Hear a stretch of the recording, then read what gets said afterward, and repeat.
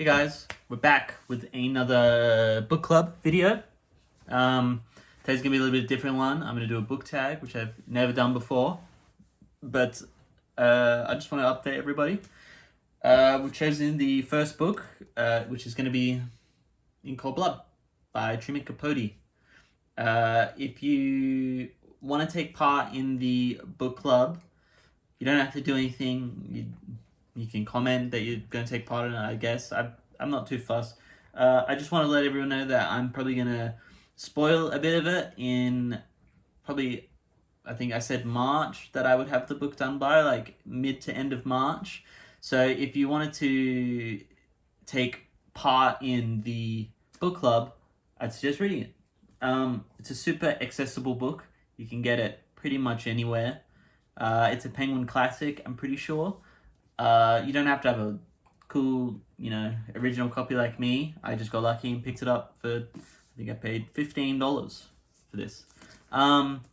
So if you want to take part in the book club, we're going to be reading this at your own pace. It's not going to be like a week by week thing or a month by month thing. It's going to be read it at your own pace, in your own time, however fast you want to read it, and we're going to talk about it in mid to late March in a video. I'll probably make a short, or I'll make a community note or something saying, hey, you've got 2 weeks till we're going to talk about it, just so if you need to rush through and read the last little bit, you can. But I just want to let everyone know, you don't have to take part if you don't want to. Just be a fun thing to do. So In Cold Blood's going to be the book. Any other updates? It's other than I'm reading Moby Dick still. I'm just a little under halfway. I've made lots of notes. I'm very, very much enjoying it. I thought as well I would show you this page in my copy, which has all the illustrations for different types of whales in the chapter, which is nothing but whale facts. So far, I'm really enjoying it. I really, really am. There's been a few chapters which has been a bit over my head, and I'd had to look at the analysis. I have like a you know what I mean, analysis of Moby Dick, and it goes chapter by chapter. It summarizes the chapter, and it gives you what the chapter means, which has been really helpful for some chapters because it's just so dense with information and dense with prose that it's just kind of hard to keep up. And especially, I read very early in the morning that my mind maybe isn't at its best, so that helps a lot. But I'm really enjoying it. I am a bit excited to get back into the story of Moby Dick rather than Herman Melville's many chapters about random boating and whale facts, but that's part of the book. It's part of the experience, and I'm really liking it. And that's really about it. Other than that, I picked up a copy of Clock Repairing as a Hobby by Harold C. Kelly.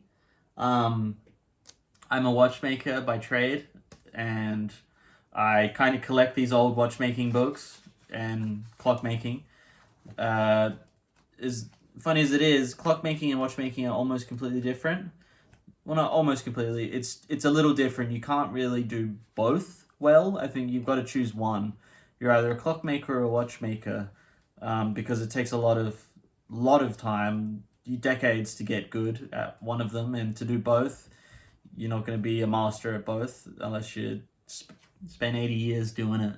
So I chose watches, but I always do collect these old clock and watchmaking books because they are kind of cool. They got cool illustrations, old school illustrations, lots of theory behind it, and they're always just cool to have. I really like having, this stuff on my shelf and, in my workshop. Maybe I'll make a little bookshelf for them and have all that kind of stuff. I have lots of these books. I saw this at Savers, which is kind of an odd place for these books to show up. But I saw it, I was like, oh, cool, I'll buy that. Here's it's an American striking clock. So lots of cool illustrations, and I like the art style of this old kind of very simple design. I really like it. So I picked that up. That was $5 at Savers, which is a secondhand kind of thrift store, if that, in Australia. And that's about it for my pickups. I haven't really bought anything else. Have been seeing that there is a first edition hardcover copy of Zodiac by Robert Graysmith on eBay, but it won't ship to Australia, which is a bit frustrating. But my birthday's coming up, and I've been trying to convince family members and my partner to buy that for me because it's a lot of money. But I'm not fussed if it sells. Another one's going to come up. They come up all the time. Not all the time, but I've seen them around. It's not that big of a deal. But I wanted to do a book tag because I've never done one before, and I'm trying to, as much as I don't really care too much about subscribers and viewers, it does something for me to see that number grow because it makes me feel kind of recognized and validated that people are enjoying this kind of stuff, and it's fun for me to make. I'm at work sometimes and I think about, oh, I really want to make a video about this. So I thought that these book tags help. I've started making YouTube shorts because they were also fun, and I put a bit more effort into making nicer thumbnails. I do have a degree in kind of design and that kind of stuff, so it is fun to still do that. But I thought I would do one of the tags that Mike made because I love Mike's channel. I watch it. I have his notifications on, so I watch him pretty much within the first few hours, even though there's a big time difference between us. In the mornings, I normally get to work about an hour or so early so I can go have a coffee and have some breakfast in this little hole-in-the-wall cafe, which I'm normally the only customer in there. And I sit there for about an hour and I read my book. And if I don't feel like reading, I'll watch Mike's videos because he's got a very relaxing, calm presence. And I'm not sure where he's from, but he sounds kind of Texan South area of America, and I really like their accent, and so it's very comforting to watch his videos. But I thought I would do one of his tags. The first question was, where is it? First question is, when did reading become important to you? Was it earlier in life or something you came back to? Something I came back to. I used to read when I was a lot younger. I used to read a lot, and then life got busy for me around from 18 to 24. I was pretty busy with career-wise and moving house and all that kind of life relationship stuff. And so I've only kind of got back into it within the last couple of years. But yeah. Number 2, what does reading give you that nothing else does? I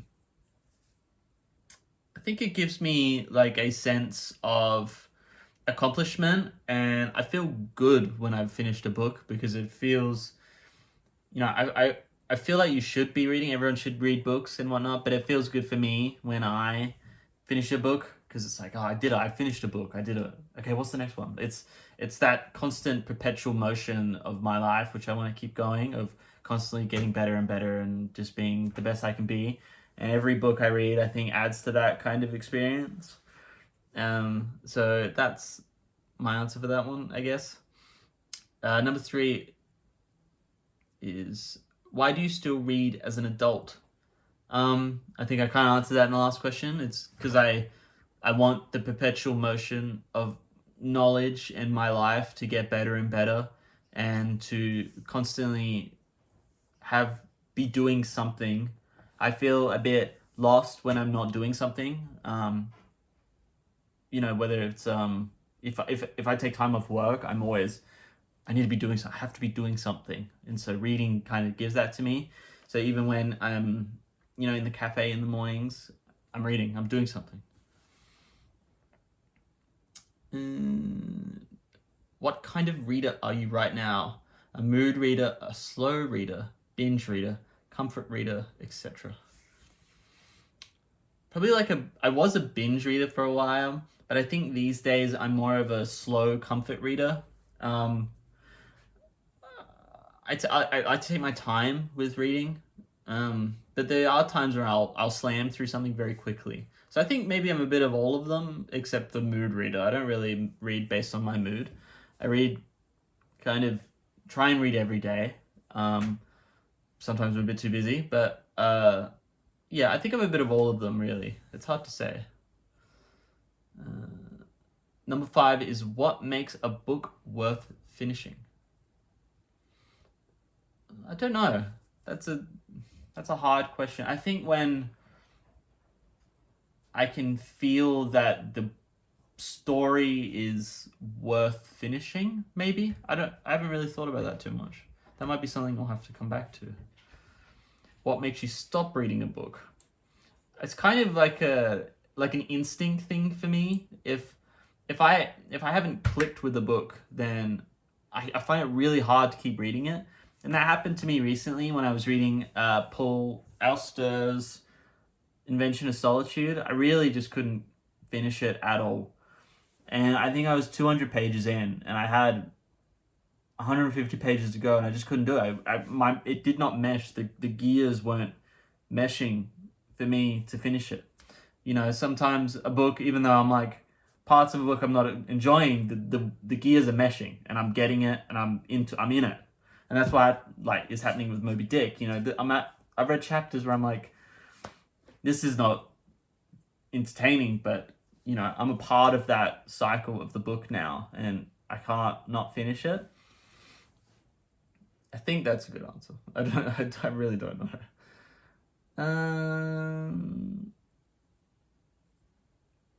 Number 7, why do you choose books over other entertainment? I'm not going to say that I do choose books over other entertainment, because I am a real big sucker for a YouTube video. You know, if it's an interesting subject on YouTube, I'll choose that over a book a lot of times.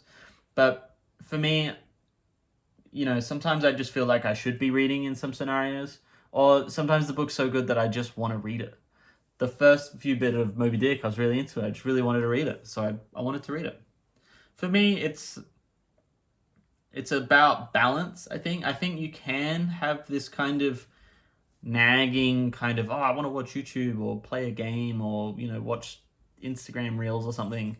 I think that's perfectly fine. And I think if you incorporate a book into that kind of cycle of your mind being like, I want to watch TV or I want to read a book, you know, I think having all of those is perfectly normal. I think if you're one of those people that just does nothing but watch TikTok all day, then that's probably a problem. But, you know, I'm not perfect. I'll watch short form videos every now and then, and sometimes I read books, sometimes I don't, you know. I think it's perfectly normal. Number 8, what themes keep pulling you back? I don't know. I read a bit of everything. So I don't know. For me, it's just writing style more than themes that keep me going, I guess. I don't really, there's no real themes that, maybe like American culture, like early 1930s till 1970s kind of Americana. I like those kind of themes for a book. A lot of the books I read are normally that, because it was a very tumultuous time in history, and I very, very much like that. And yeah, a lot of Cormac McCarthy stuff is that, so that really does it for me. Other than that, it's not really much else. Yeah. So that's been Mike's at Bibliophile Bookscapes tag. I'm just gonna be a bit lazy and copy and paste his entire tag list and chuck it in the bio. Yeah, that's really all today for this video. It was just a quick kind of update. I haven't finished Moby Dick. I would like to make a video when I finish it, but you know, it might take a bit longer. It was more of an update saying, hey, this is where I'm at. This is the book we're gonna read if you want to take part, and the book tag. And yeah, I'm putting a little bit more effort into this channel now. I really enjoy making it. I like seeing the little subscriber number go up. You know, it's not important, but it does make me feel kind of good when I see it. I'm like, oh, I got a new one, you know? So yeah, I'm gonna put a little bit more effort in, you know, making my thumbnails a bit nice, and, you know, doing short every now and then when I feel like it. But yeah, thanks guys for watching again. If you have any questions or any thoughts, or you just want to chat, just comment, and, you know, I'll always reply. I'm always excited to talk to new people. So thanks guys for watching.